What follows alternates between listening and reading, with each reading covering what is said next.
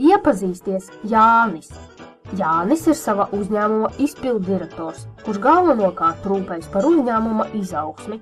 Kopš viņš vēlas uzlabot sniegumu, viņš regulāri meklē jaunas biznesa iespējas. Viņa kompānija bieži piedalās publisko iepirkumu konkursos gan iekšzemē, gan ārzemēs.